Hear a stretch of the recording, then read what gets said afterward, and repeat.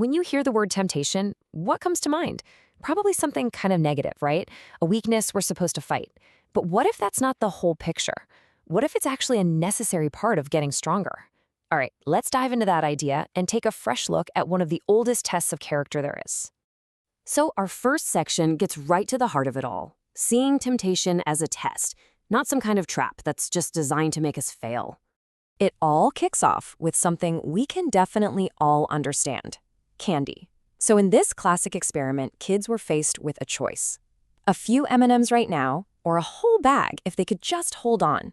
And you can just imagine them squirming in their seats, right? But it really reveals this fundamental human struggle. Could they get their desires under control for a much bigger payoff? But here's the thing. This goes way, way beyond a sugar rush. This simple little test points to a much deeper question. What if these moments of temptation are actually opportunities to forge who we are meant to be? Now, this is where it gets really interesting, because this idea completely flips the script. Instead of being a moral failing, temptation is framed as an exam.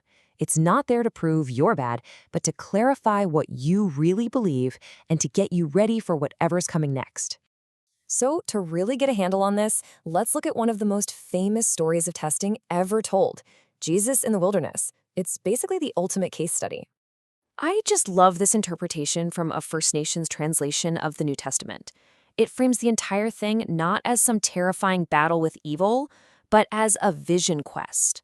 And that makes it an intentionally positive, formative experience, like a necessary rite of passage. And the context here is absolutely crucial. This wasn't some random attack. Get this. Right after he accepts his public mission at his baptism, the Spirit deliberately leads him into the wilderness. The test was the required next step. It was an essential part of his training. So he fasted for 40 days. And that number? It's not random. It's deeply symbolic. It echoes the 40 years Israel spent in the wilderness and Moses' 40 days up on Mount Sinai. It's a signal that this is a profound period of trial and spiritual discipline. And 40 nights. Yeah, the repetition is totally intentional. It emphasizes the relentless nature of this vision quest. It was a complete stripping away of every comfort, every distraction, day and night, to focus entirely on his spiritual foundation.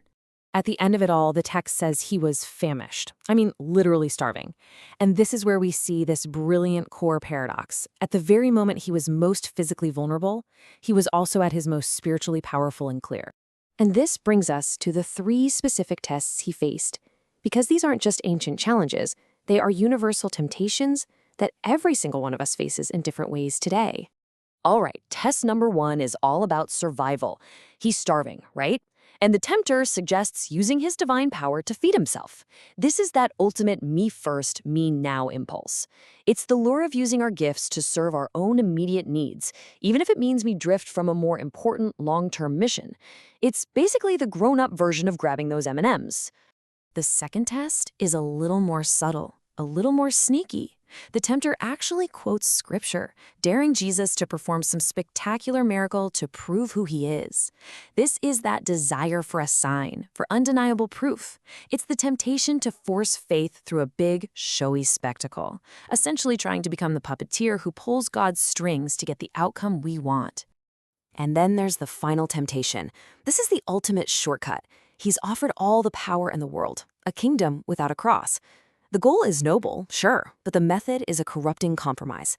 It's that whisper that says you can have the prize without the process, the temptation to take the easy, paved road to glory instead of the difficult but righteous path. So who is this tempter? To really get this story, we've got to move past the cartoon villain with a pitchfork. That First Nations translation calls him the trickster snake, which, you gotta admit, is a perfect name for it. The word devil here is probably best understood not as a name, but as a symbol. It represents any force, whether that's a bad habit, a toxic system, or a destructive ideology that tries to divert us from our true path. It's much more subtle and honestly way more relevant to our daily lives. So the crucial question is, how do you spot it? Well, this quote gives us a great rule of thumb.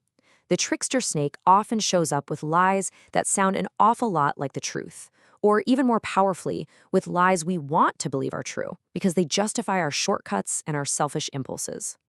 And this brings us to our final and maybe most important section. Why are these wilderness periods, these times of testing and hardship, so necessary for our growth? See, the wilderness isn't just a physical desert.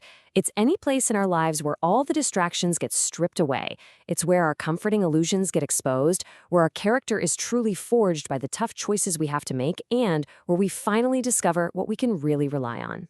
There's a perfect metaphor for this. An orange grower once explained that he would intentionally withhold water from his young trees. That hardship, that stress, it forced their roots to grow deeper in search of water. So when a real drought finally came, his trees were the ones that survived because their foundation was so much stronger. Sometimes you just have to go deeper. So that leaves us with one last question to think about.